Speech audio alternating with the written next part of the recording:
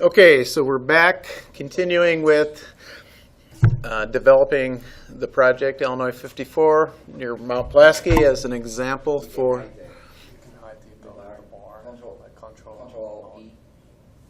Oh, I got you.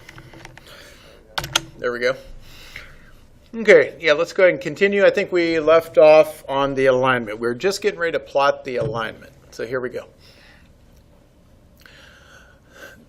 In this version, the way that you're going to visualize the alignment is first you have to make sure that you're pointing to the GPK file.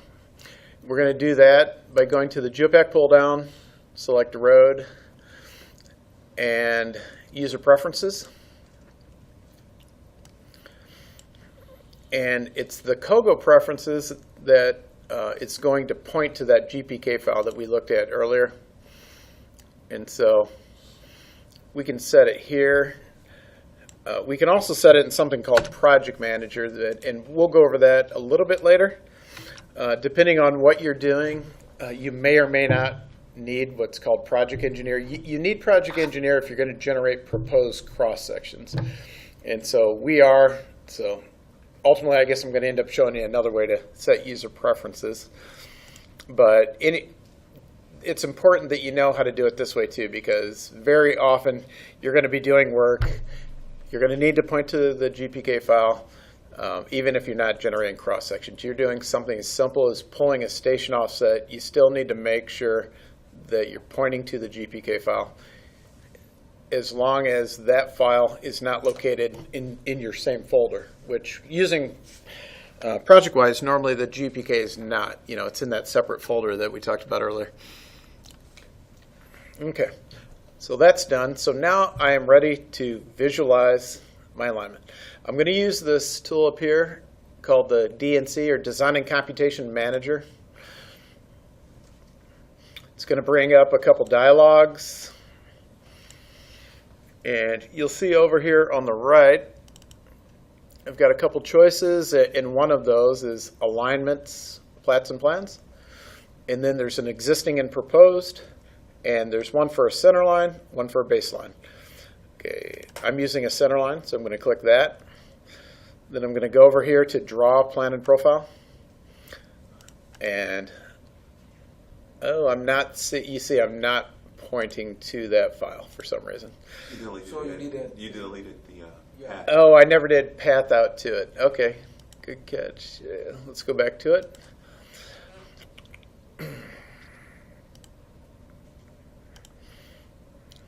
Okie doke.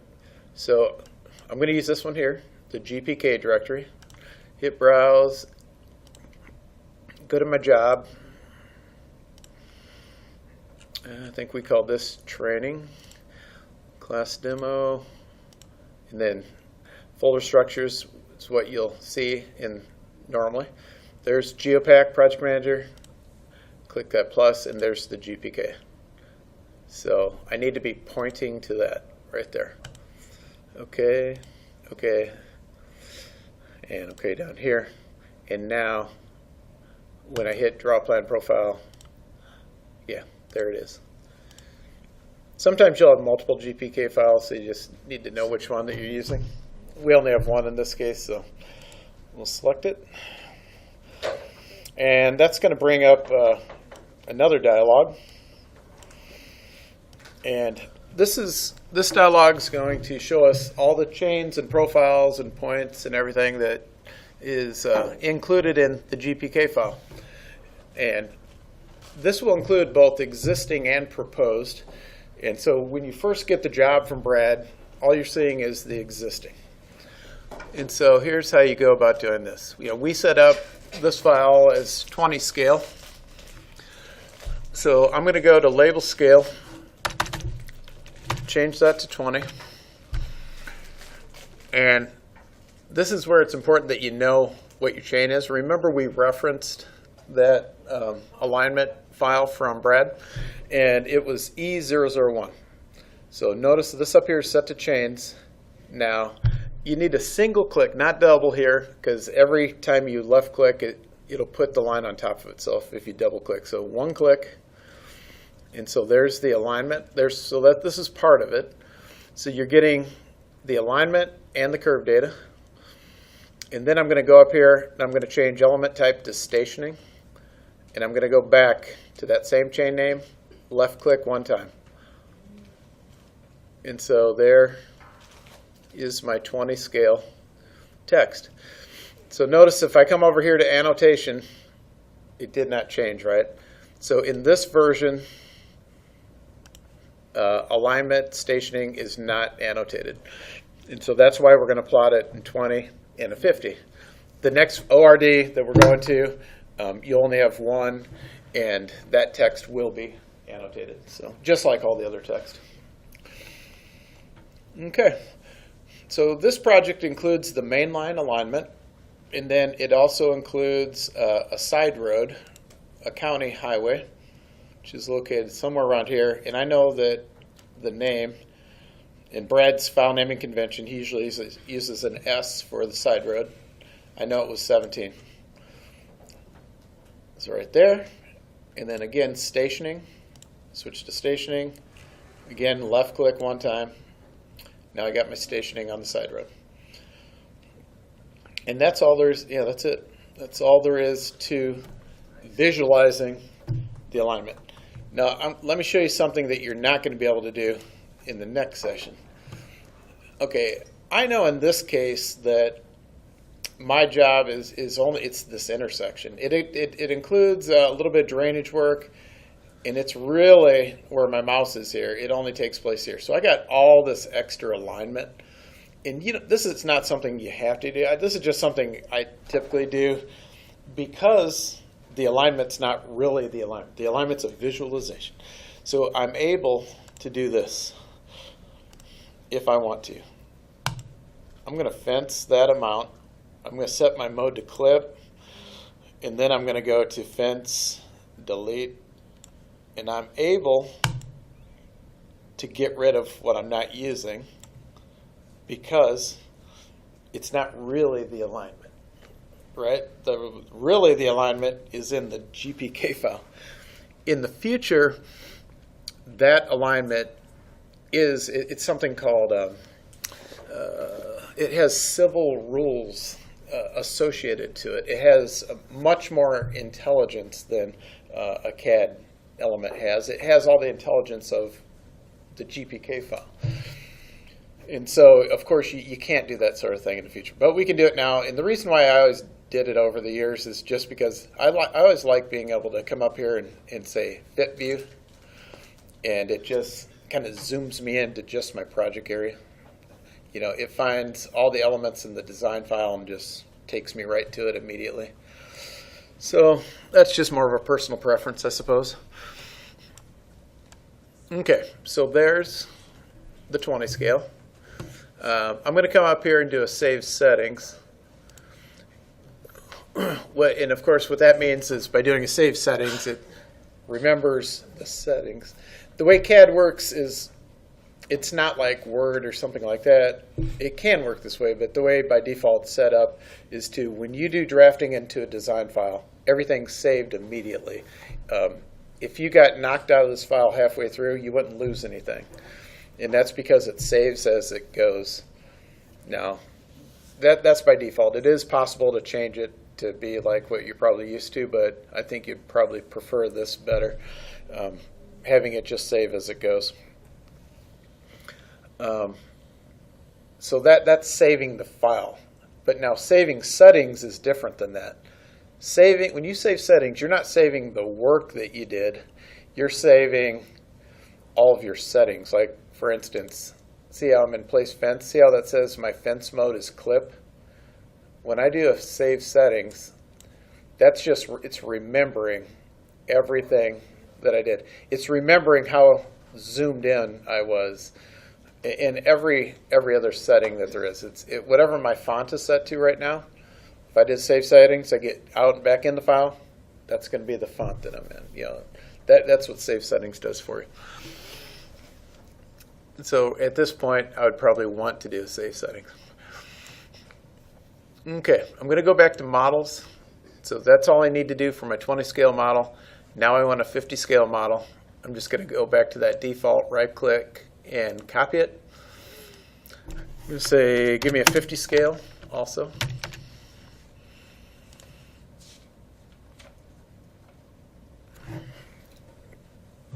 And so now I'm sitting in the 50 scale. I do the same thing I just did with the 20 here in the 50. Change that scale to 50. Again, on the chains, one click on the main line, one click here, stationing, same thing. So now when I zoom in, that text is going to be much larger, and that tick mark is longer. It's meant to work with the 50 scale, and that's all there is to it. I don't have to do this. This is just preference. No big, it really makes absolutely no difference for you if you do this. I just like doing that, but I won't be able to do it much longer. So, fit, save settings. And so now that's it for my alignment file. Ready to go. So now, if I was to go back into my topo file, and I can, if I've already gone through ProjectWise, I'll show you a little shortcut. Bing's, it's already downloaded to my machine and everything. I can go back to ProjectWise and get to my topo file. Kind of a quick way to get there is in this dialog here. See how it says previous model, next model. Oh, I must have gotten completely out. Yeah, otherwise you can go down here and select the file as well. So I guess I will go back to topo. Read only. Oh, let's see what's up with this.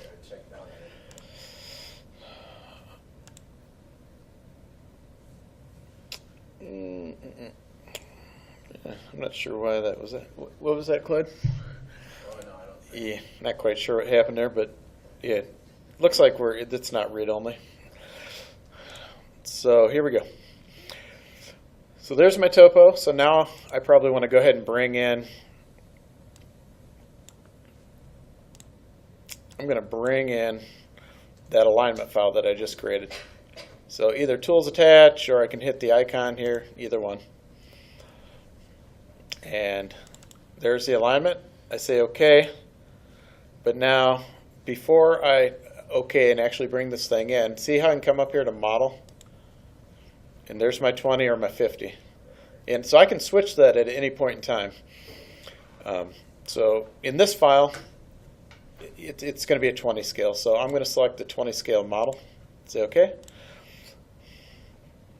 And so see, there's my little text for 20. I can double click on that if I wanted this to be 50. See how that changed? So now it's pointing to the 50 scale model. But we'll go 20. And to me, this method is better than the way a lot of people handled this over the years. Instead of having the alignment in a separate file, they just plotted the alignment on a separate level.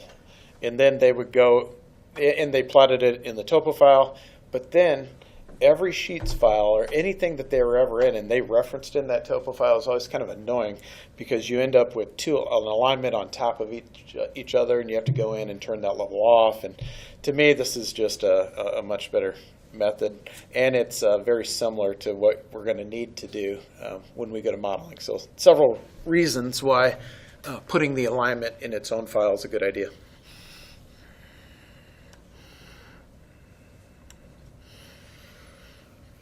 Okay. Again, a couple things that we can do next.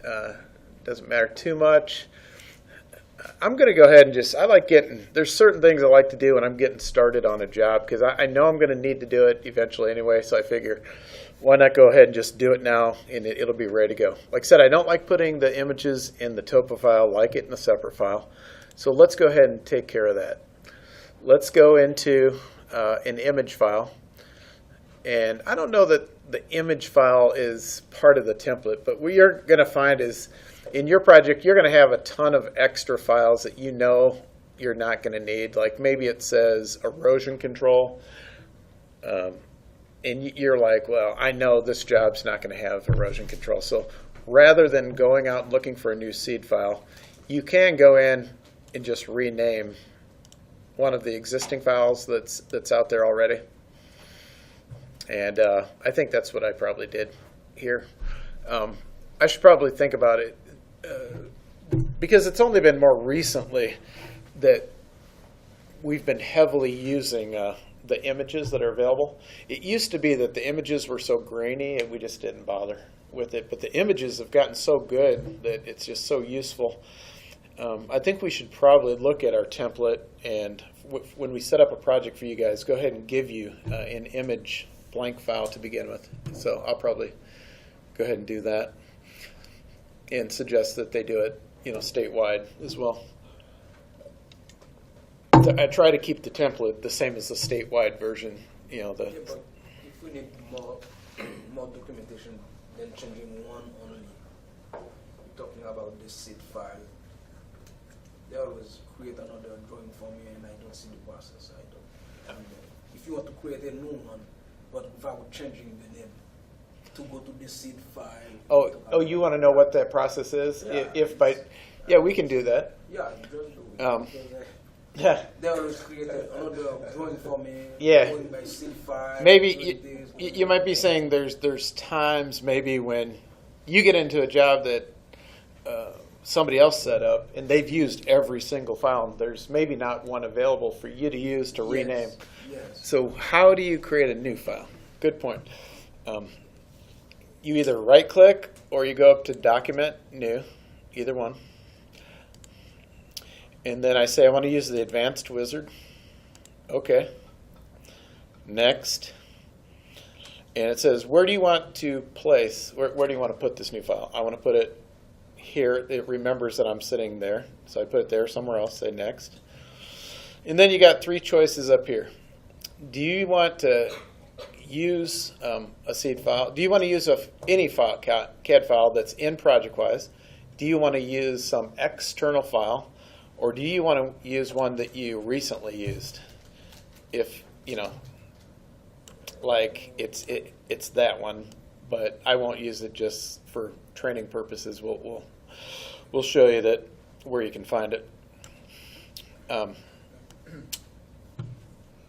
It's actually located in two locations. You could get to it on the W drive, or you could get to it through ProjectWise. I'll just show you one of them. Okay, ProjectWise.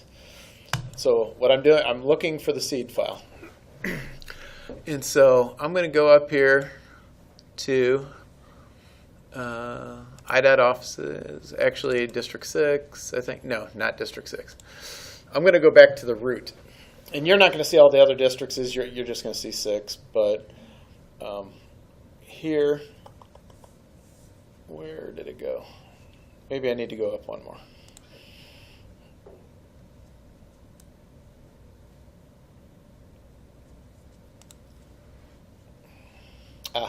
Okay. So you're going to go to the root in ProjectWise. And then there's an IDOT offices, and that's what you guys work in. That's where your projects are. Now, the seed file is actually located in IDOT standards. So I'm going to double click on that. And keep in mind, the IDOT standards is different than the standards that we talked about earlier, the one that's a District 6 standard. So I'm at the root, IDOT standards, and then I'm going to go to IDOT CAD SS4, standard, seed, and there's my three choices. And I'm going to choose this one, IDOT ING. And yeah, totally fine to go grab one here. I don't know if many people go here and grab it or not. To me, it seems like the vast majority of the time, there's enough. We put a ton of files out there, and there's almost always a file that you can just rename. But in the case of, I have seen it where they're all used, though. So if you ever need to go grab a seed file, this is how you do it. Okay, so I'm pointing to that seed file. So now I'm going to say next, next, next. Now it says, okay, what do you want to name that file? In being you didn't use the template, which was kind of pre-named for you anyway. Yeah, here you'd want to stick to the IDOT file naming convention, and we said that is, you can find that in the CAD manual. So whatever it is that you're doing, try to stick to this file naming convention, or at the very least, most importantly, start off with D6, contract number, dash. Try to use these names. At the very least, use something very logical. You know, if it's not exactly like this, it's probably not the end of the world, but try to keep it so if somebody looks at this, it's completely obvious to them what's in that file. And so I would do that. D6, contract 1, 2, 3, 4, 5, whatever, dash, and maybe it's a detail sheet, whatever it is. Give it some kind of description. Hit next.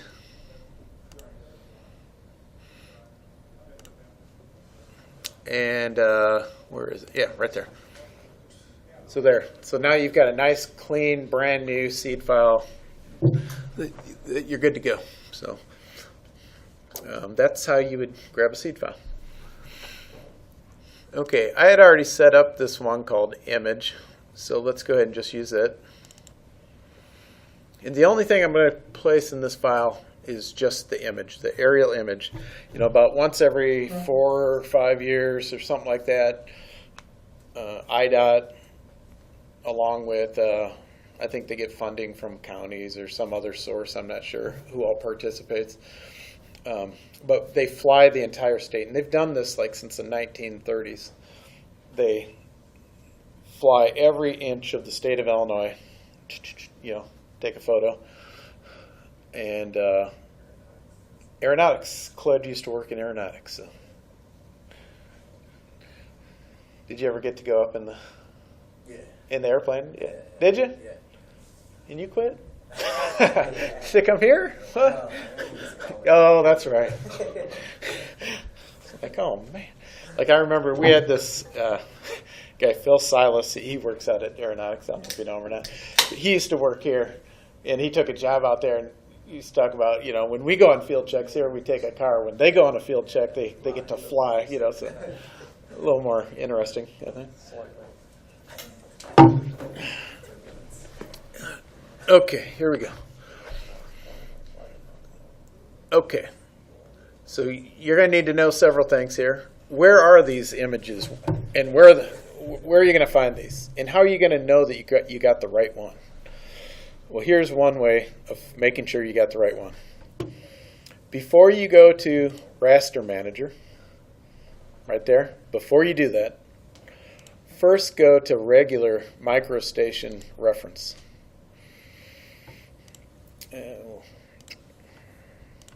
Okay, I'm just going to go to Regular Microstation Reference. So Tools Attach. And the images in this district are located on the W drive. We have the ability to point to the aeronautics site, I think. I think that's whose site it is. Anyway, off on some other server, there's a copy. Here in District 6, this is too much information probably, but we make a copy of all the files and we keep them local on our own server, which is the W drive. And so when I first go to Tools Attach, it's going to bring up ProjectWise. I'm going to want to cancel to that, and then that allows me to path out to the W drive. So I'm just going to click on my computer here. There's the W. I'm going to look for images, I think, right there. And the most recent one is actually 2011 NAP. It's this one right here. They've actually already they flew it in 2015, but from my understanding, due to like budget, us not paying our bills essentially, I don't think that the consultant that we hired to, in this case, I believe they hired a consultant to do this. IDOT no longer has a plane. It crashed it. And so, yeah, a couple, but getting off track. That's why I quit. So anyway, we hired a consultant to fly in 2015. It's a done deal. We haven't fully paid the bill. I think we participated with Sangamon County. Sangamon County paid their bill, so Sangamon County was nice enough to give us copies, I believe, of 2015. So in Sangamon County, we have 2015, but for everything else, we only have 2011 and a handful of other counties. And so, for unless you're in Sangamon County, right now at this point in time, you're going to use 2011 NAP. You're going to find the county that you're located. I probably shouldn't have all the extra commentary for whoever plays this back in the future sometime. I get myself in trouble. Okay. So I'm going to go to Logan County, index, and I think it's this one here. I say OK. It's going to bring in this grid of all of Illinois. And so I'm going to be looking for that number right there so I can figure out what image that I need. We took the same grid and placed it in GIS online as well. So you could do it, you can get to it through GIS or do it here. The reason why we put it in GIS is because the only time you have problems finding the right one in CAD, like in this case, is when you don't have a survey. Like, how would I know where I'm at in space? You know, I'm like, okay, there's Illinois. We're probably like somewhere around here. But I need to know exactly where I'm at. And so I could overlay a base map in GIS and find it that way. Here in CAD, the way I'm going to find it is I know I have a survey. So I'm going to go to Tools, Attach, and then I'm going to go to my job and point to that topo file. And I'm going to bring it in here as well, and then I'm going to zoom out, and I should be able to see it. It should be highlighted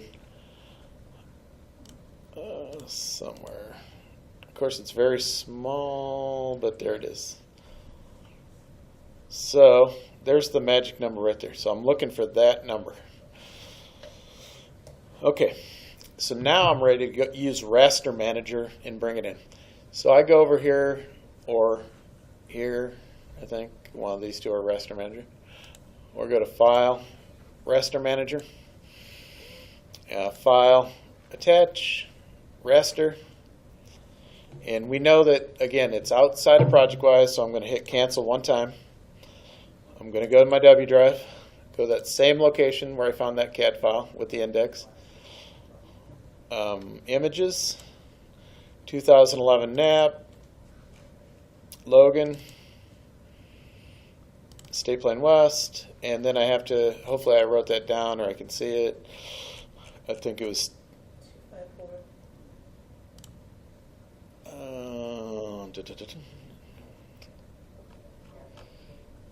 Where'd it go?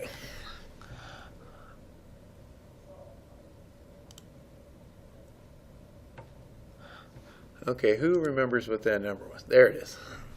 Oh yeah, it's that one there. And then I can kind of tell there's Mount Pulaski, and that's our jobs over here. So I know that's it. I hit Attach, and I need to make sure the display's on, like right there. I can turn display on and off. And so there's my image. And so here's where we're at. We're going to do an intersection improvement here, and then we got some drainage work we're going to do, and we're going to outlet the water into this swale right here. So that's the image I was looking for. I don't really need to do too much else here. I will show you that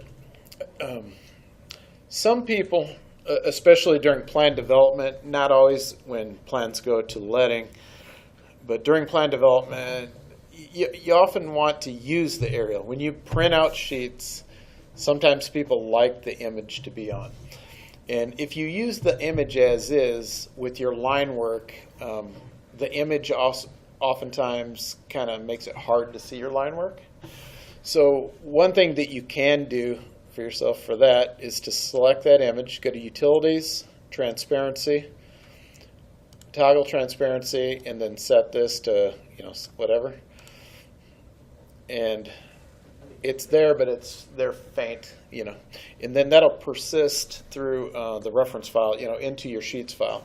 And that way you'll be able to see your line work much better. And you'll see the image, it'll just be more faint, and you can make it as faint as you like by just setting the transparency to whatever you want it to be.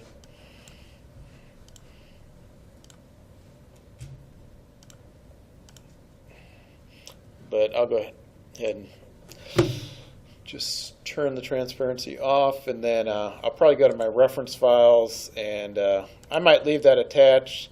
I usually leave it attached because sometimes I'll say, well, I kind of want the adjacent image, and maybe I didn't initially grab it. So rather than detaching the index, I'll just turn the display off of that reference file. And that's what I want right there. I probably don't need the topo anymore now that I know where I'm at in space. And then I probably want to do a file save setting. So when I get back into this, I'm sitting right at the image. Okay, so now my image is ready to go. One other file I like to set up when I'm first starting a project is a DTM file. This is, again, totally optional. Not necessary to do this, just something I like to do, so I'm going to go ahead and show you guys. You know that TIN file that we looked at earlier? Well, a TIN is just like everything else in Geopak. Like everything else in Geopak, it's in the GPK file. That's the only place that it's real. The only place, that's where it exists, is a binary file. Everything else is a visualization. Well, the TIN file is the same exact way. I can, at any point in time, bring in the TIN file to any job, and I can visualize the TIN either as it is, which is a triangulated irregular network, or as a calculated model, like contour lines in various ways. But if I wait to do this and I just do that in some file, then what happens is I end up placing the TIN, the visualization, as elements into like my design file or my topo file, and ultimately I don't want it there, and it clutters it up. So what I like to do, because I know if I'm doing any earthwork or anything, I know that at some point in time I'm going to want to see that TIN visualized. And so I'm going to go into a DTM file.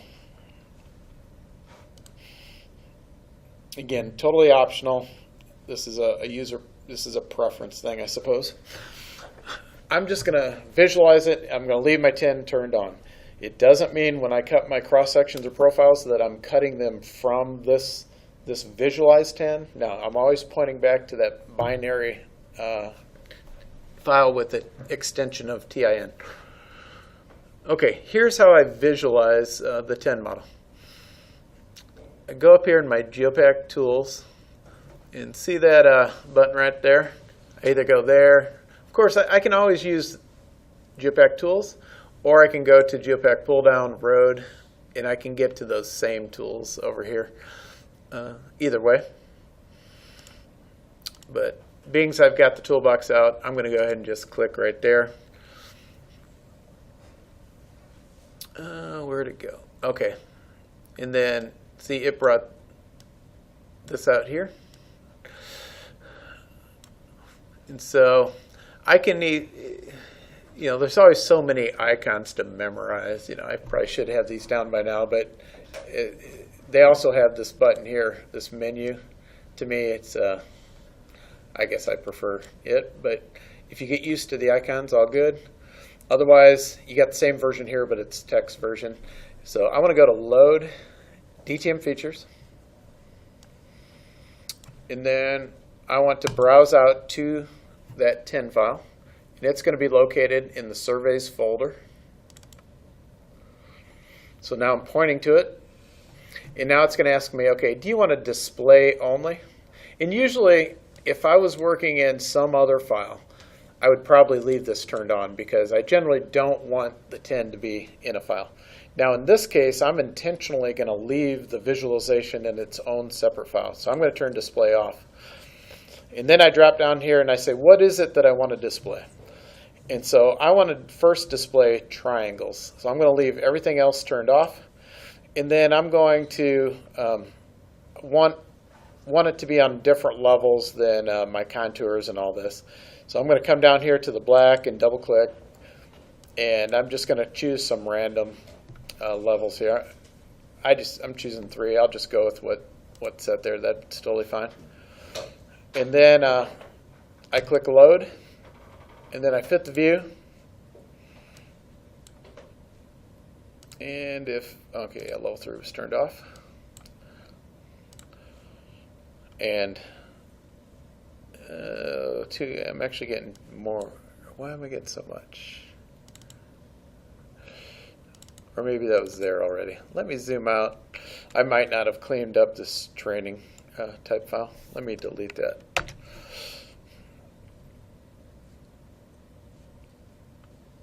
Okay. I want triangles turned on, hit load, and that's what I get. And so what you're seeing here is every shot that was taken in surveys. And here, let's reference in a couple things just to kind of make sense out of this, I guess. I'm going to reference in the image file so you can see where we're at. Maybe I should have made this model a different color.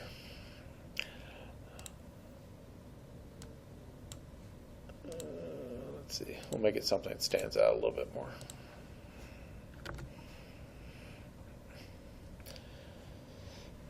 So basically, every time where you see the triangle just come together, that's where surveys took a shot, like a ground shot right there. And so all that's doing is, it's triangulating that. I could, if I want to see that, and this is just to show you guys, you don't have to do this or anything.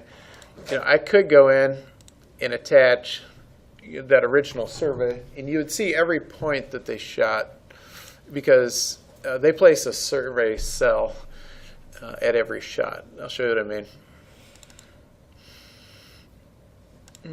I think I left it in Brad's original. Yeah, let's see. Yeah.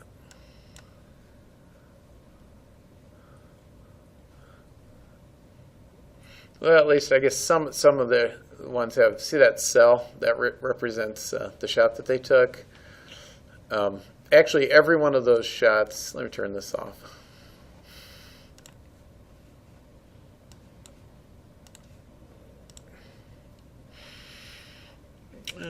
For now, let me turn this image off too. Just, I'm going to go back. I'm going to show you that. Not that you don't believe me, but every location they took a shot. This is good to know too. Okay, although you can't open up the GPK file direct because it's a binary file, you can see what's in that GPK file and visualize from it by going to coordinate geometry. And so in the Geopak tools, right here is coordinate geometry, COGO. And so I'm pointing to the GPK file. I'm going to open that up.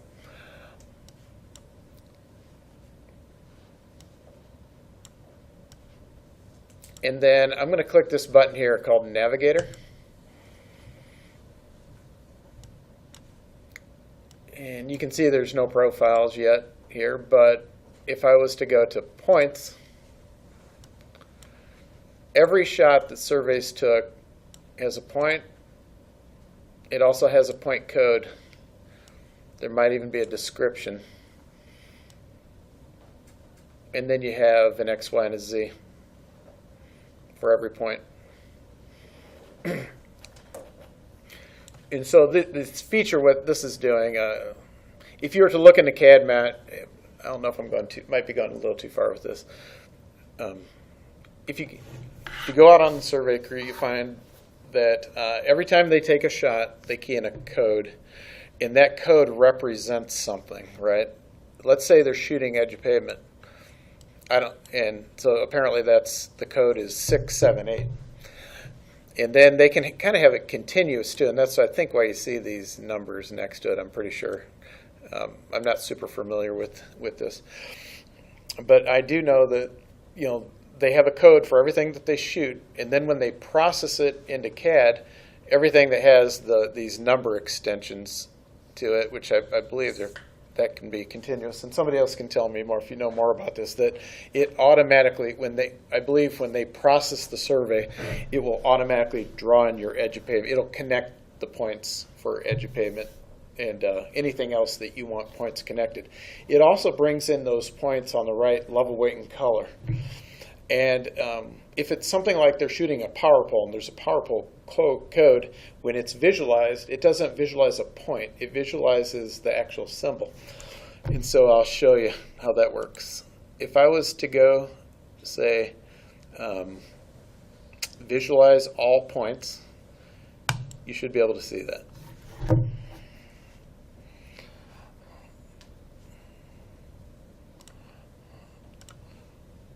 So you can see there's every shot that they took.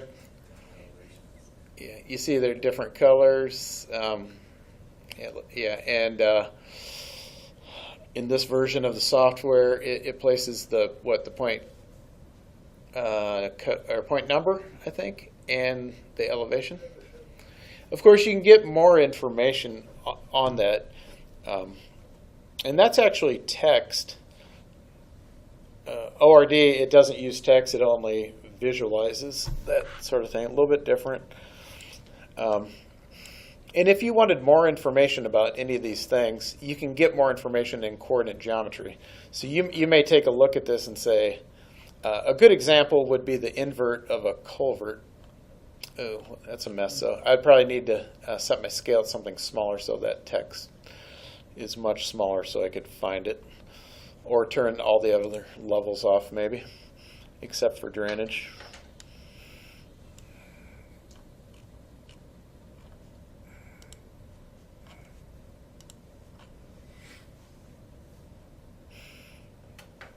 Or maybe it's, does it come in as drainage or just topo? Culvert, that might be it. What's that, Clay? Topo drainage items. Oh, where'd you see that? Yeah, maybe that's it. Okay. So yeah, so I know there's a culvert out there, and that's usually probably what I'm looking for is that invert elevation. And so I can go, and I think in this case, their point codes and elevations all. In some cases, if you visualize that at a smaller scale, you could probably find it. What I typically do, though, is not mess with it because it's such a mess. So I just go to coordinate geometry, and within that navigator, I can say ID that point and accept it, and it tells me that's the point number, and I can hit this button, and it's going to give me, the information about that culvert.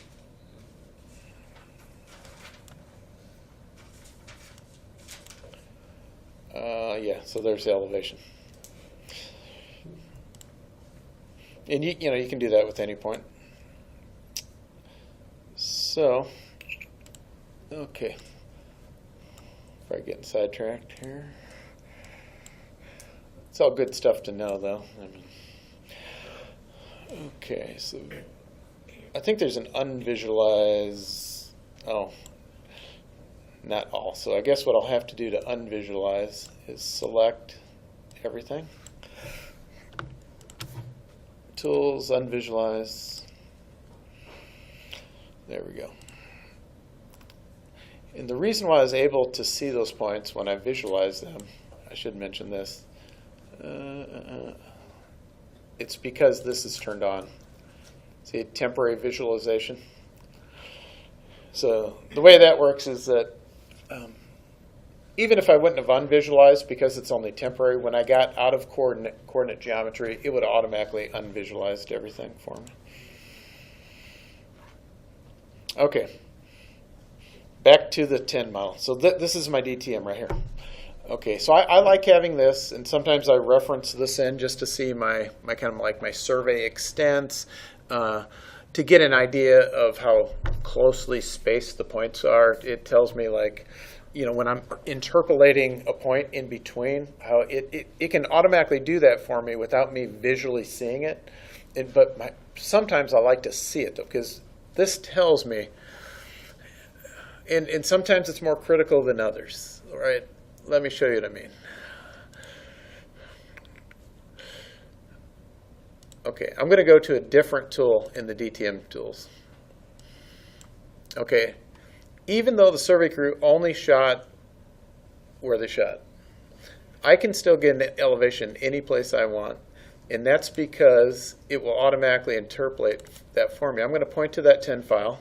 I can even turn show flow arrow so I can see what's happening with the drainage. And I can hit start and see how I can get an existing elevation anywhere.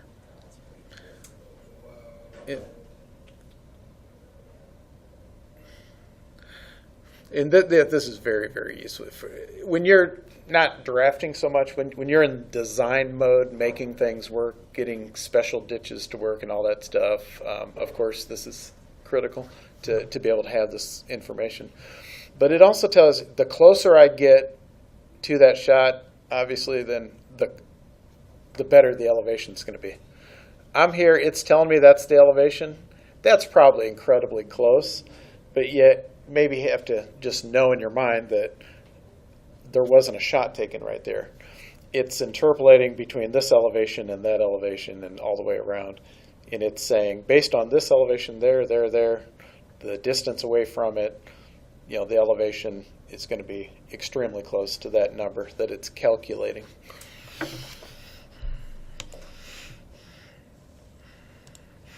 Okay, here's another thing that is useful. So I'm going to turn level 3 off. And I'm going to go back to load. And I'm going to visualize that 10 one other way. So I'm turning triangles off. This one's useful sometimes. The 10 hole, that tells you what the extent is of your survey. Maybe you don't care what's inside. You're like, hey, I'm getting ready I got to extend my project. Do I have enough survey? And that would immediately tell you how much survey that you have. That's valuable. Undo. Also contours. So I'm going to, and this is a calculated type thing based on all those shots. It's going to come up with the contours for me. I'm going to turn contours on by double clicking right there. And then it's going to say, okay, in your contours, you got major and minor. And this is important. You'll have to play with this a little bit. I think by default it's like 5 and 1 usually. But Illinois is so flat that that's almost too much. So I'll usually change this to a smaller number, like maybe 1 and 0.5. And you just have to play around with that to see what works for as much relief that you have. And then I'm going to select my major and minor lines, as well as the labeling, the elevations, and all that sort of thing. So let's go ahead and just place all this stuff on level 2. And I guess I already got it set up that way. Maybe I'll change the color since I made the DTM red. I don't suppose it matters. Let's just go with it. Yeah, I could. Those are the major lines. I could weight that up, I suppose, if I wanted. Again, strictly visualization for your own purpose. You could start off with display only if you just want to see what it looks like first. That's not too bad. I'd probably go with that, but if you did want to tweak it, you know, you go back here and say, well, I want a little more, you know, I go with 0.25 instead. So I get, you know, there. Maybe that's decent. You know, I'd probably go with that. Now I can kind of see what's going on with the terrain. Now that I'm thinking about this, I probably should have done this. I probably should have plotted this into a 3D file versus, you know, you saw the seed files, we had 2D and 3D. probably a good idea instead. This has a lot of value, but you could have also plotted this into a 3D file, and then you would have been able to go up to rotate view, and you could have spun it around, and you'd be able to see, the relief. Here, even in a 2D mode, I can basically see what's going on, because obviously the closer the contours are, the steeper the terrain's going to be, in those areas. So that has a lot of value from a design standpoint, a little bit later. And it's going to be so easy for us now that it's, because I know without a doubt, when I'm designing a job like this, I'm going to need that information. So then when I'm in the design mode, I don't have to screw around with this. All I do is reference in this. I've already visualized it. I can turn it on, off real quick, and good to go from a design standpoint. Okay, I rambled on for quite a while there. Why don't you guys talk about something for a while? Cloyd, help me out, brother. No, so the TIM file is a DTM, but they are not the same thing, aren't they? You mean the DTM is more like a grid kind of thing, where like each grid has like certain elevation or certain attributes. But then the TIM is made. So the DTM comes from from an image, right?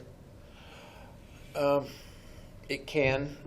Now the term. So if you want, there's a lot of terms. You're going to hear TIN model, terrain model, digital terrain DTMs, and there's others too. And of the terminology, DTM is probably the most, I would say, general term. So the term DTM, digital terrain model, could be, I suppose it could mean a lot of things. I don't think it's specifically, I think that term is more general, and it's not necessarily specific to a certain file type. Where so you just have like an image there. Was that just an image, or was that DTM? Yeah. Now this. Like the one you just had. The image is the image, and the DTM. It's actually two completely separate. Okay. Now, what you're talking about is that a DTM can be created from an image. Right. Yes. Like a raster file. Yeah, a raster file. Very similar to this raster. Not this particular one, because this is a very high flight. They probably wouldn't use that. These particular images that we're using are used mostly, I believe, and I could be wrong. They could probably use those for other purposes. But here at the district office, we would mainly use those images just as images, not as elevations necessarily. Now, what Frank's talking about is the fact that from our aerial surveys for many, many years, and they still do this, they haven't completely phased out yet, from probably the 1930s until now, have taken, and if we have a roadway project, especially new construction, and we want a good elevations, they don't have to be perfect. They can be plus or minus 3 inches. And that's what it got you, the image. It gets you an accuracy of plus or minus 3 inches. And we would say, like in this, let me zoom out. You remember there's a town up here? This would be like, we got a bypass around this town. We don't know for sure what alternate we're going to go with yet. We don't want our survey crew going out surveying the like the whole county, because we might put in a road here, here, here. We're completely comfortable with an image. We're comfortable with elevations that are pulled from an image. And so the plane will come in and it'll fly at a lower flight. And then before CAD, they were still able to do this. And what they do now is not drastically different than what they did in 1950, so to speak, but they do it on a computer.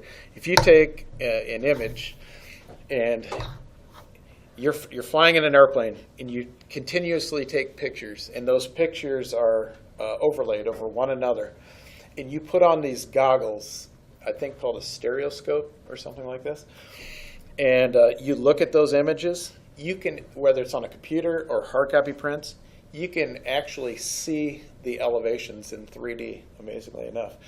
And then what they do is, when it's in CAD anyway, over at the central office, and maybe we can take a tour of this, they sit, just like we do, in front of CAD, and they have goggles on, and they see the elevations, and they take the line command. They can do this.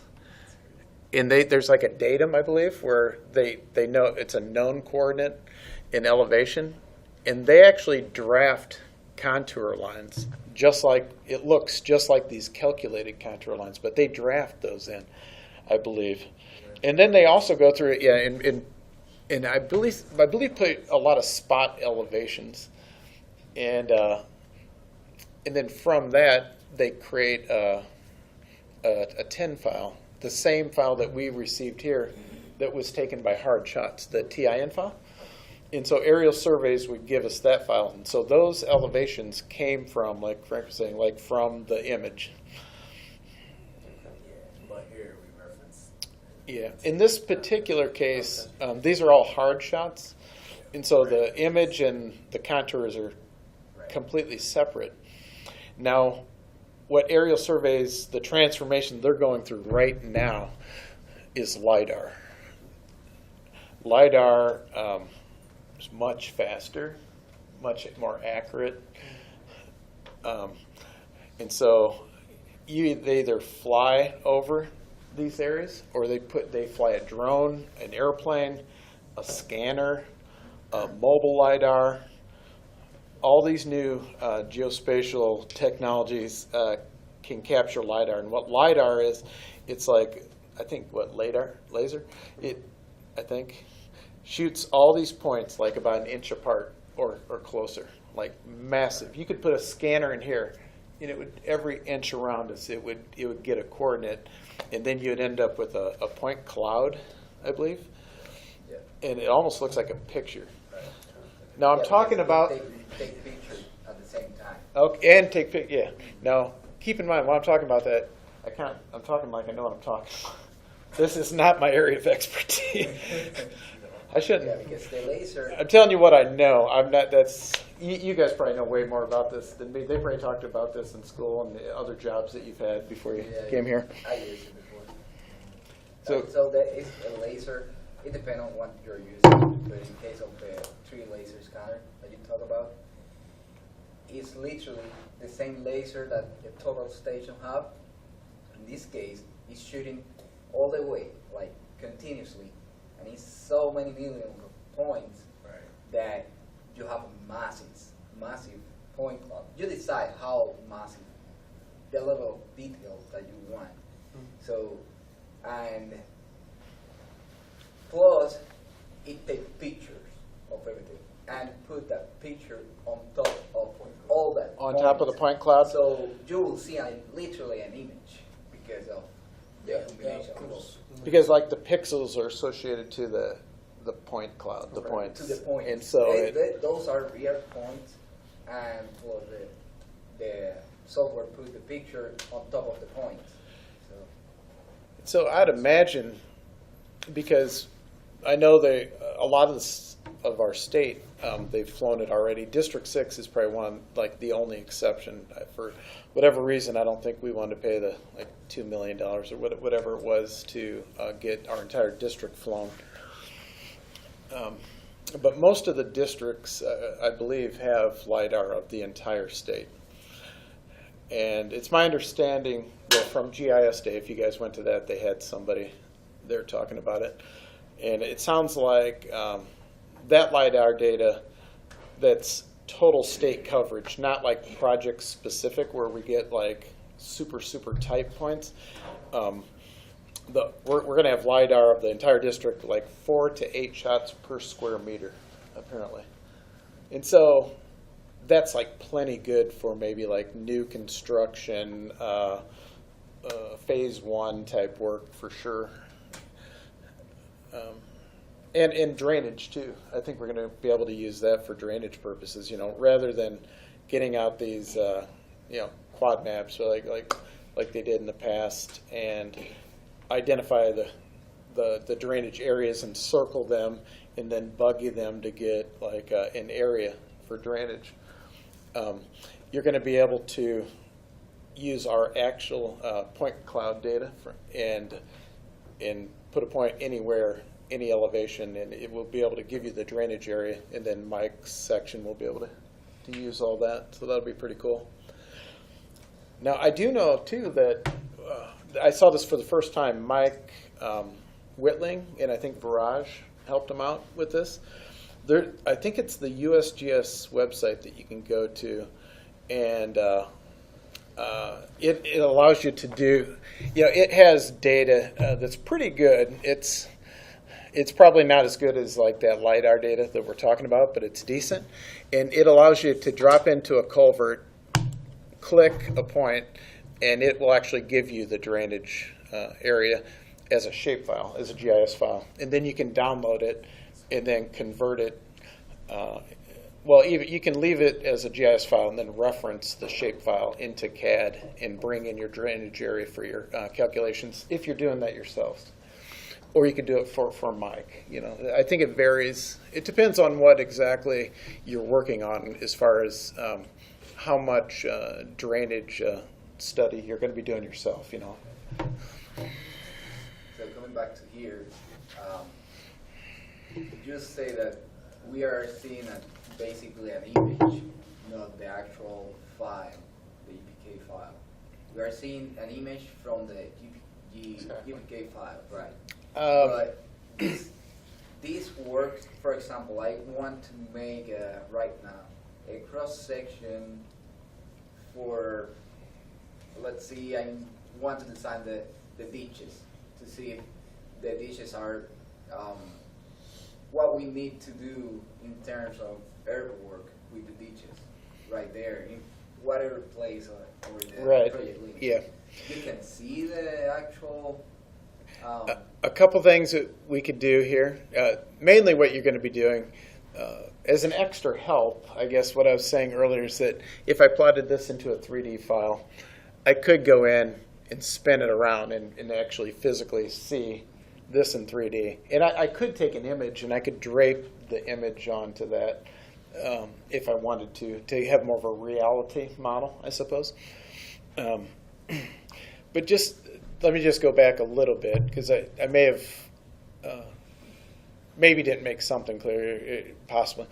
Okay, you'd mentioned image. You said something about go back to the GPK file where the image is, but not in this case. In this case, the image is 100% completely separate, just an image file. It has no elevations assigned to it at all. The image, in our case here, is just an image. Now I could drape the image using some tools. I should say I should use visualization. Visualization, yeah. Okay. Visualization. Yeah, not Sorry. Okay. Now, and we're going to get into this soon, and that is, yes, anywhere within that 10 hole, it knows the elevation. And so I can cut a cross-section or profile anywhere within the limits. Yep. And that's coming from the 10. So most everything in Geopak is in that GPK file, with the one exception of the terrain model, the 10, or digital terrain. It's in the 10 file. So I guess we have two things. We have GPK file. GPK has chains, points, stationing on the chains, yeah, all those things. And then you have the one other file, that's the 10 file, and it only has one thing, and that's the X, Y, and Z coordinates of the 10 itself. So for cross sections, you just call in You your point, 10 file. yes, for cross sections, we only point to the 10 file.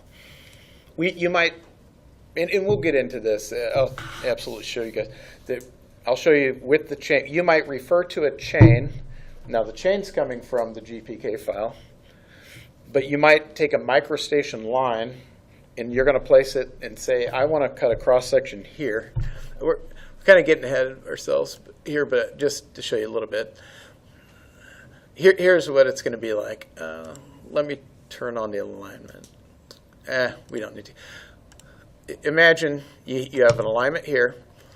So we're going to say, when we go to cut cross sections, here's how it's going to pull all the information. We're going to say, use this chain right here, go to the GPK file, get the information about the chain, and then go into a microstation file. In every place that I drew these lines, they're called pattern lines, cut me a cross section right there. And third, point to the TIN file to pull those elevations. So I'm looking at three things. I'm looking at GPK for the alignment, the TIN for the elevations, and the CAD file for the pattern lines to tell it that's where my cross section is that I want to cut. And we'll go over that here shortly.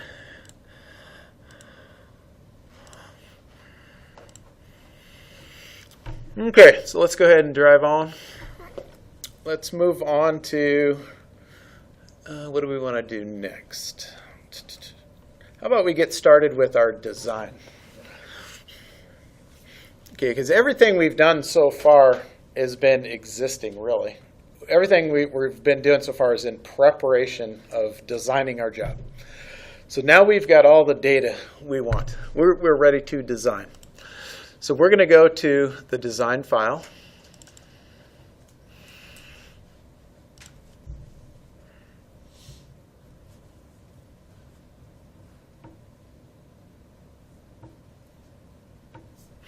And there's not going to be anything in here. So I'll probably start off by referencing a few files. I'm going to need my alignment file. I like having my image file. What else do I want? Probably topo. Well, definitely topo.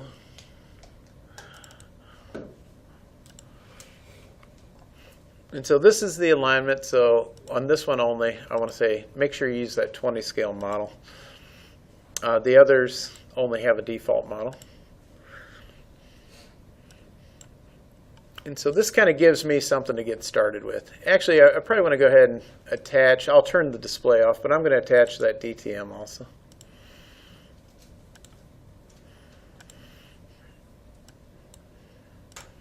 And I think,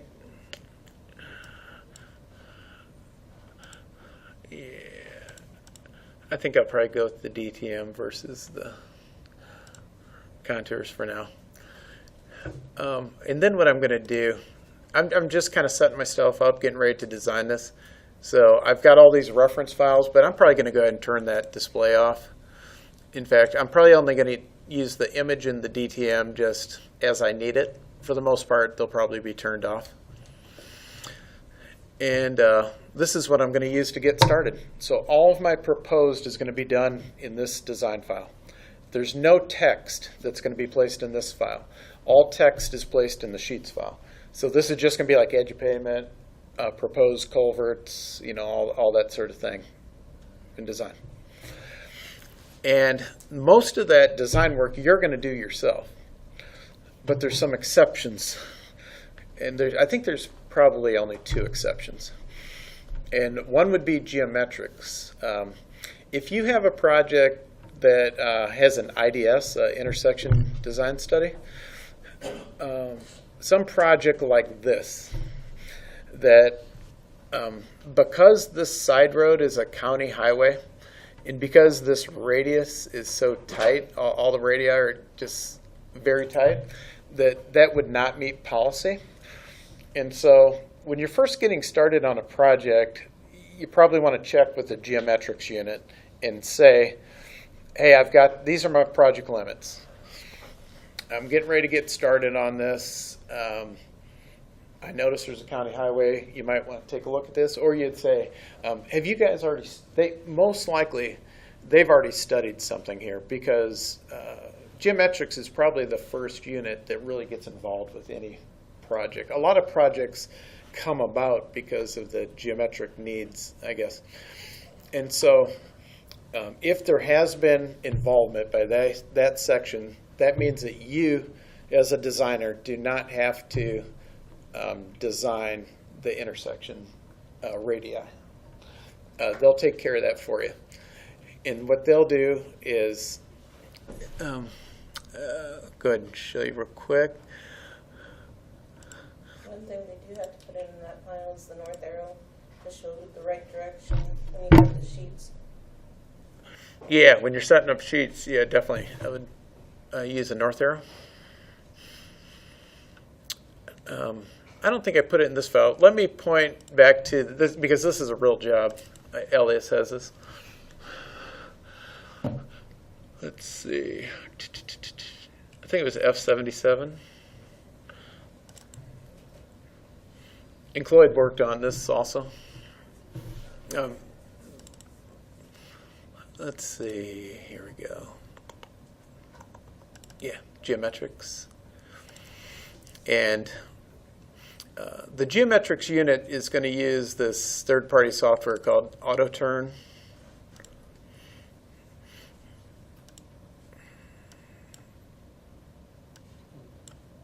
So if you guys, on your rotation, if you go through geometrics, I'm sure you'll be involved with this. In fact, maybe you already have. I don't think any of us do go through geometry. You don't? No.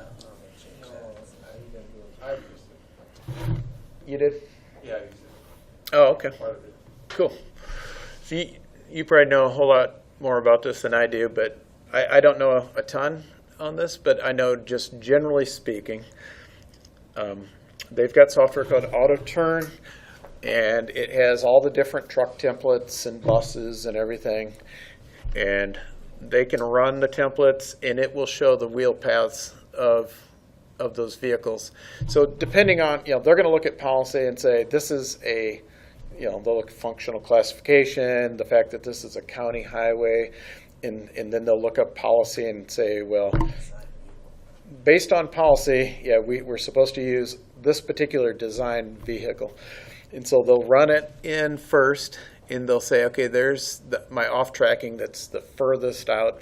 I can see that this is not working with the existing. So the existing's out of policy. It doesn't work with AutoTurn.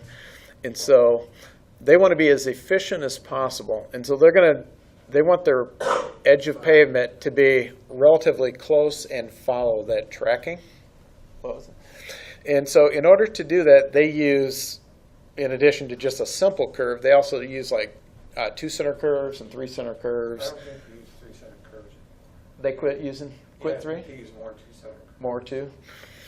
Because people are having problems in the field setting up the 3 center curves. Oh, really? Okay. And so they've got some special tools that allows them to draft in the 2 center and 3 center curves. And if we get time, I'll come back to that. Probably don't want to go off on that tangent. I mean, we could go off on geometry. I mean, we could do that, but the vast majority of the time, you'll never have to draw a 2 center curve because geometrics would have done that for you already. So I just want you guys to be aware of it at this point, and we'll see if maybe we'll come back to it later, but let's get through what it is in design that you need to know, I guess. Okay. So there's AutoTurn. I'll go ahead and just turn that off. And then here's what I'm going to do. To get started, I'm going to go to my project file, which was training in this case.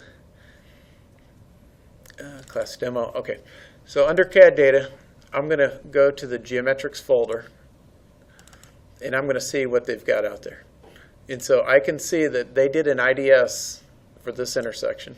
So that's the sheet with all the, the information on it. But then they also have a work file. And so that work file is going to have the edge of pavement drafted in for me already that they used in the IDS. So I'm going to add in that file. And then I'm going to, this is important here, check their models because they look at different alternates, like using different design vehicles. And so you want to make sure you get the right one. And so you can see they used a city bus template, and they also used a WB55 like a semi. And I know that that's the one that ultimately I need to be using, the WB55.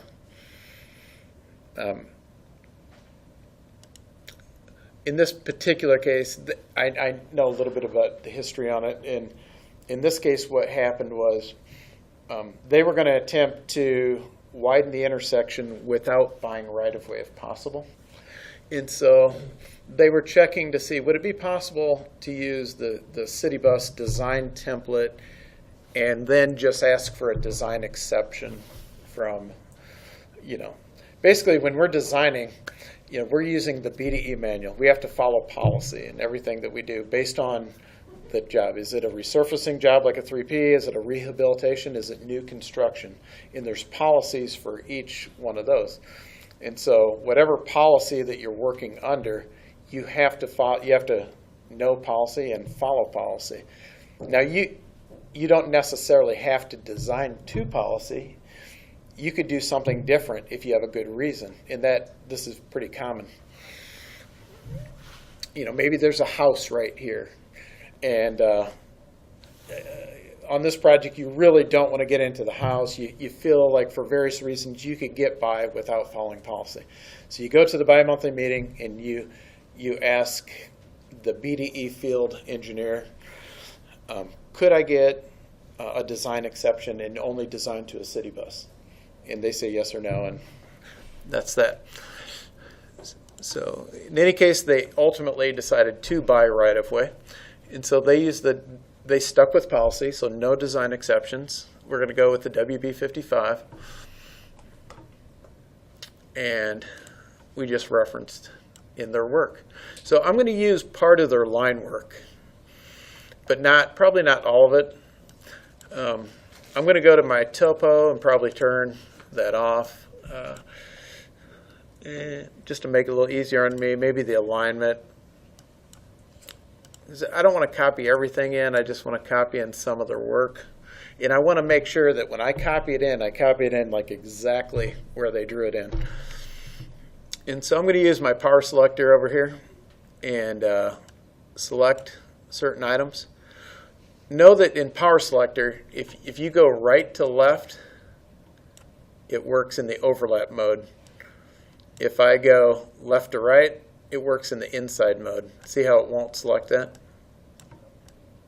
It has to be completely inside of it. But if I go the opposite way, if it just touches it, it grabs it.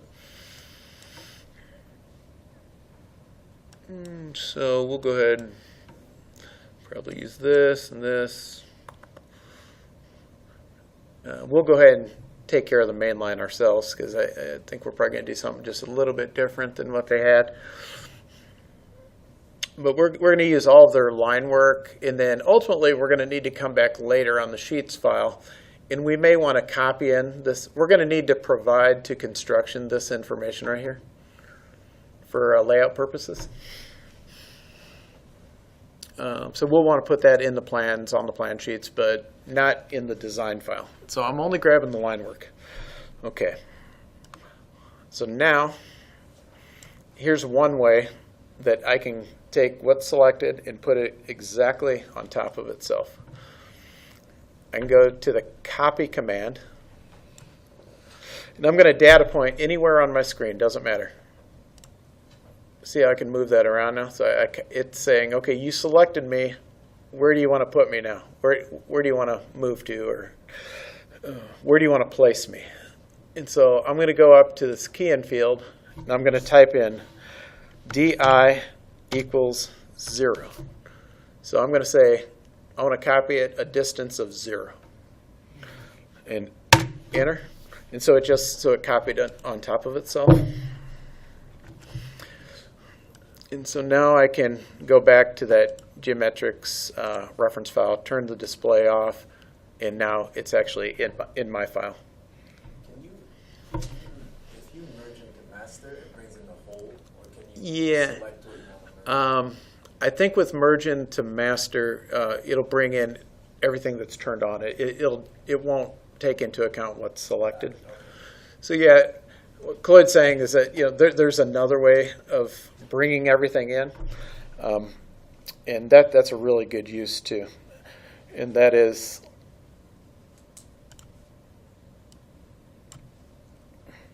if I reference something in and I want everything to come into my file, or I can even go to my levels and I can turn certain levels off. So it's going to take everything that's on a level that's turned on, and you're going to select that reference file. I won't do it. Then you're going to right click, you're going to say merge into master, and you're going to data point one time on your screen to accept it. And then it's going to do two things. It's going to copy everything right on top of itself, just like we just did, a different way. And then it's also going to detach the reference file. So it's going to do like two things for you. So yeah, there's good uses for both of those. In my case, I didn't want everything, so I copied. The only thing is you got to be careful with that. It's easy to copy something in and be like an inch off or something, you know.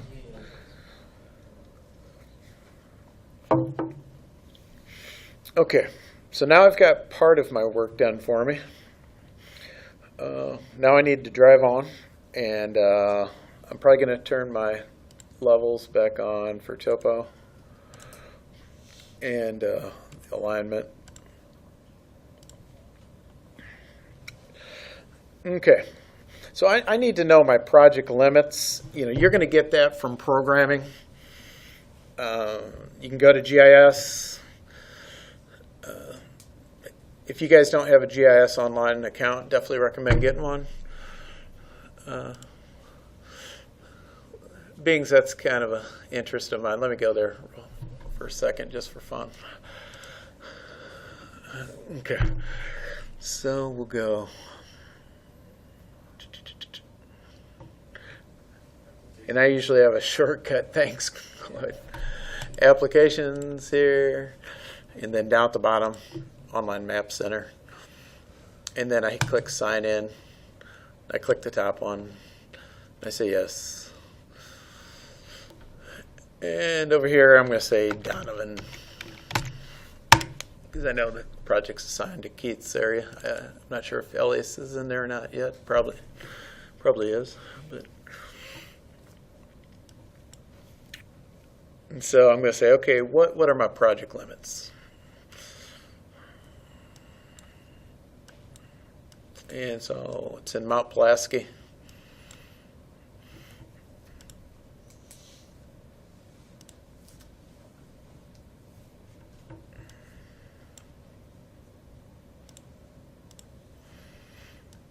And actually, for this class purpose, I just took a little chunk of his project out. But you can see this is his project here. So we're going to be working on this intersection right here. But when this job goes to letting, it's actually going to be treated as a combination of 3 projects in one. He's doing some bridge work right here. So he's got 3 PPS line items that make up one contract. Bridge work, and it's actually, the project was done under 2 different policies. And you can do that in phase 1. You can combine 2 different policies into one contract. But phase 1, your project reports have to reflect those policies. So first, this job I know was a resurfacing project, so a simple 3P project report was done. A couple pages, very easy. And then the work at the intersection was added, and because the work included excavation and right-of-way, now that kicks it up to being more like a spot 3R project, like a rehabilitation project that requires like a full project report. And so it's that portion of the project that we're going to do as a class example.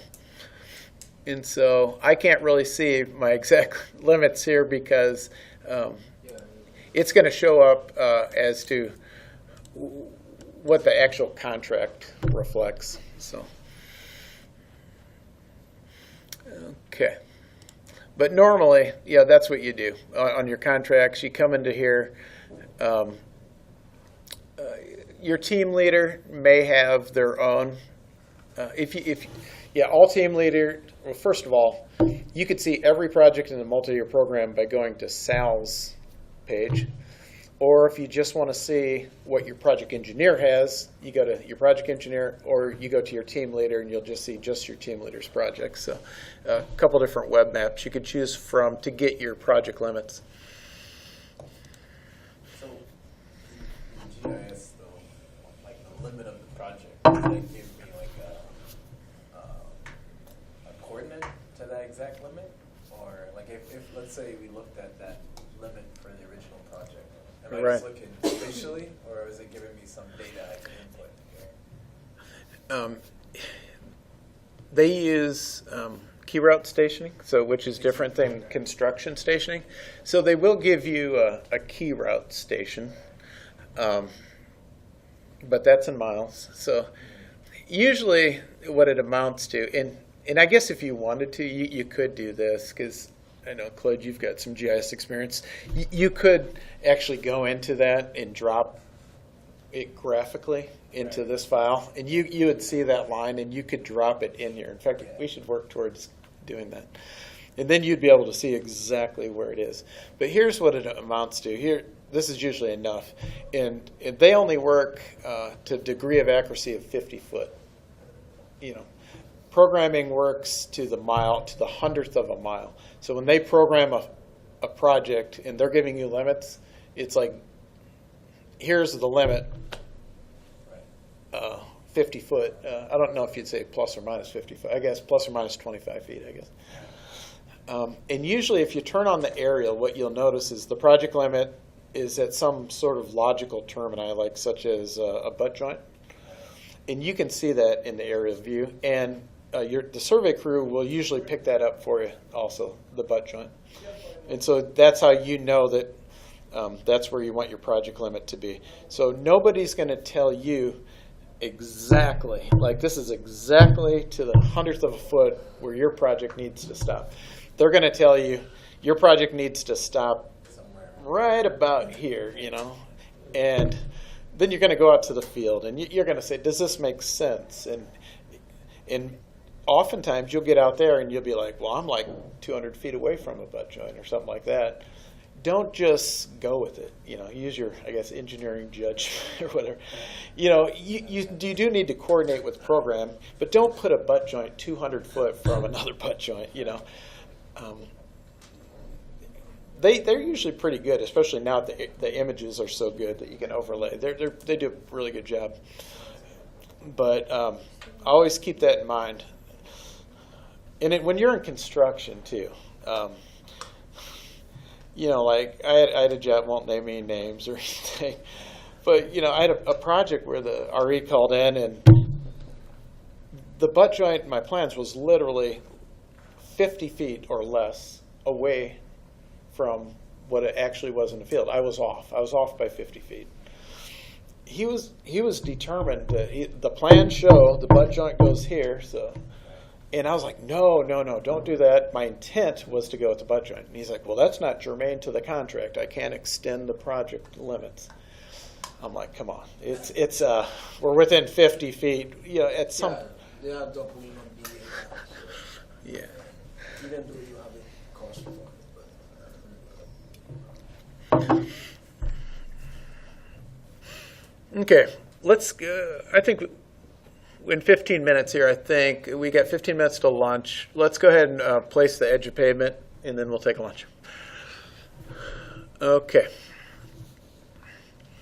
You're getting ready to draw.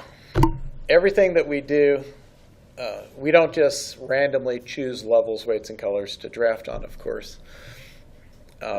So everything that we do, we're drawing edge of pavement. So at the very least, you need to be, and we're going to take it further in this case because we're cutting cross sections, but at the very least, you know, you should be coming over here and either finding your level this way. You know, you'll find a proposed edge of pavement right there. So I could select proposed edge of pavement, and then on all the, and IDOT has standard colors, line styles, weights for everything that we do. And so we're going to say by level, and they would have already set that up for us. And then when we go to draw our edge of pavement, it has those attributes, right? So that's what I need to be doing on everything that I draw. So that's good.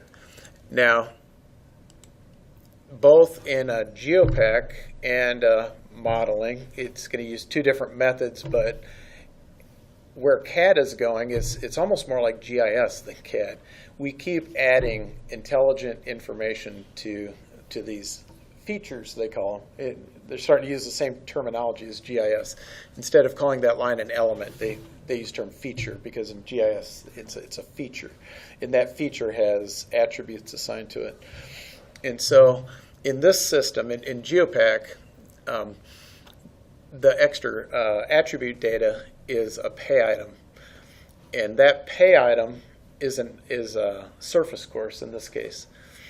And the reason why we're going to add that additional information, which is also going to set up our level, weight, and color, I'm going to show you that for a few items, in order to automate cross sections, we have to draw not just level, weight, and color, but we have to draw our edge of pavement. We have to give it the intelligence of, this is an edge of pavement, this is a sidewalk, this is a curb and gutter, this is a there's not too many more. This is a right-of-way line. What else? Easements. There's just a small handful of things that require this additional information, and it only needs that additional information if you're cutting cross sections. If you're not cutting cross sections, don't even worry about that. Just come up here, make sure you get your level, weight, and color correct. But we are going to be generating cross sections. So I'm going to come back to the DNC manager. And actually, I want to change this to something else so that when I select it over here, I want to show you that it's going to change over here. Okay. So if I'm doing cross sections, I want to come over here. Or I should say, I have a job that includes cross sections. So when I draft my edge of pavement, I'm going to use the DNC manager, not this, to set my level, weight, color, and other attributes. Okay. There's one of these down here. It's going to say pay items, quantities, roadway improvements, features proposed, pavement, and there should be, like, say, surface course. Actually, the way that this works, anything under pavement would actually kick off, it would tell it this is edge of pavement. Any of these would work. Being as it is surface course or bind, we usually, I don't know why it's not necessary, but I tend to actually choose the right pay item or something extremely close, like surface course. It doesn't matter which one I choose. In fact, at this point, I probably don't know if I'm going to have a mix C or D or E. So I'm going to choose a pay item, one of the surface course pay items. Now, did you notice that when I selected it over here, look up here.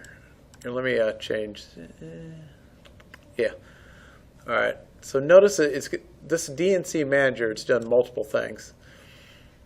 It's adding the attribute of edge of pavement, but then it also, if I was to right click and say review the items, it also knows edge of pavement is this pay item, it's blue, it's a color 29, it knows all that additional stuff. So when I draft, in this case, I want to be drafting using the DNC manager.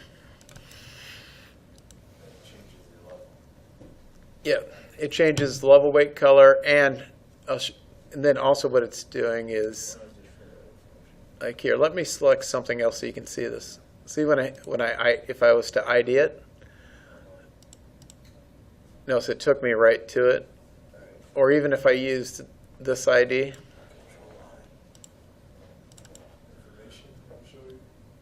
Information, I don't know. Not sure if you're saying just a microstation info. It may show that it tagged it with that. Not sure about that here. Now, in the modeling, it definitely does. If you had the GPK attached to it, you can do that. Like the info, if you hover over the... Hover over, yeah. So, let's see. Yeah, I think this is strictly MicroStation. You're right, though. There's starting to be a little bit of overlap. The new software, it's kind of all in one, so it would. In this particular case, with this older software, it's tagging it, but it's you have to use Geopak tools for it to recognize the additional attributes. Okay, so now I'm ready to draw. Edge pavement. Here's the tool I like to use right here.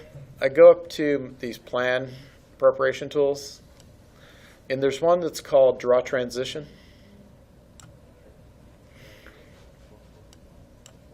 Right here. And so you just need to provide just a little bit of information. It's got the chain name, and then I tell it, I don't know exactly what my limits are back here, so to get started, I'm just going to snap here somewhere and see how it automatically knows that station right there.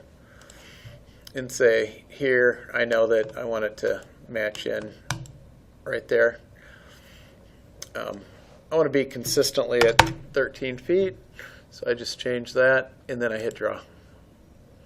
So there's my edge of pavement. And then, I kind of do the same thing on the other side.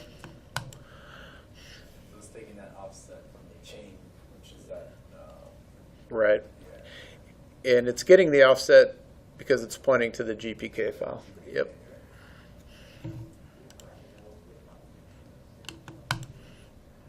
Is that being edited into the GPK file? Is that being edited into the GPK file while you're drawing it? No. Just so they can recognize it? Yeah. Yeah, it's not writing to the GPK at all. It's only reading the chain.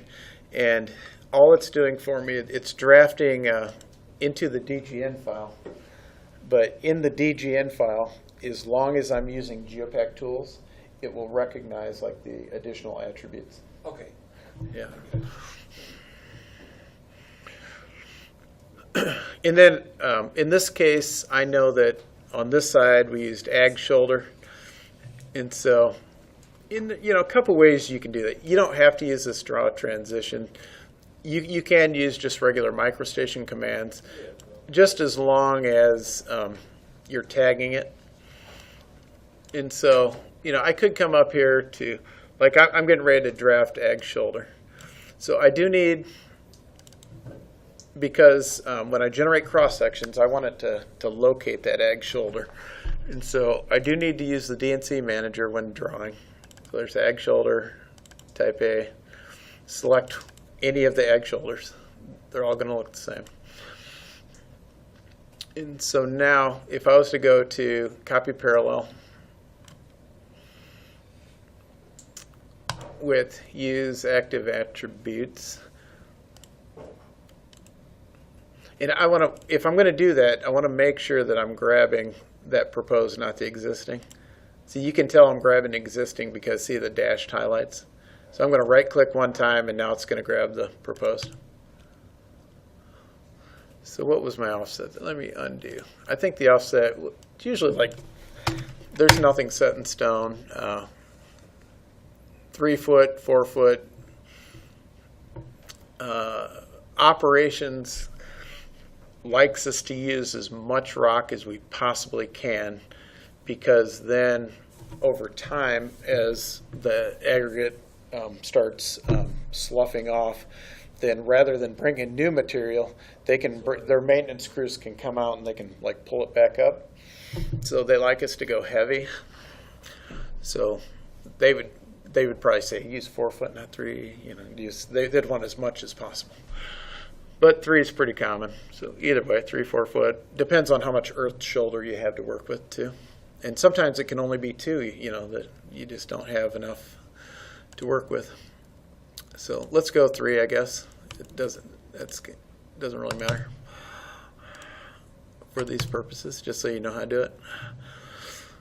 And if I was to do that, then I might want to use my MicroStation commands and just kind of clean this up.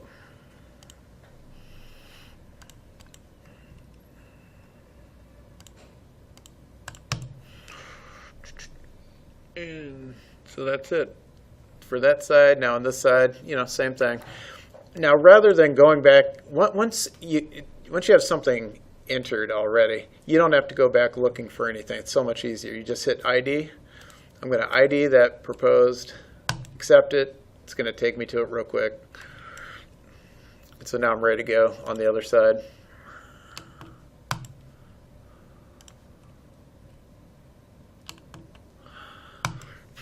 And again, I want it to be exactly 13 foot, so do that. Same with the other side. And then when we're done with this, I'll show you that even if something was already drawn in the file, in the DNC manager wasn't used yet, but you need it to be tagged, you can still go back after the fact and match it. Yeah. So let me, and we'll need to do that with geometric stuff. So again, actually, I'll finish that out. It's almost lunch. Yeah, I can finish up this side, and then when we come back, I'll show you how that you can tag, elements that were drawn with simple microstation in that Geopak. Sound good? So 1 o'clock.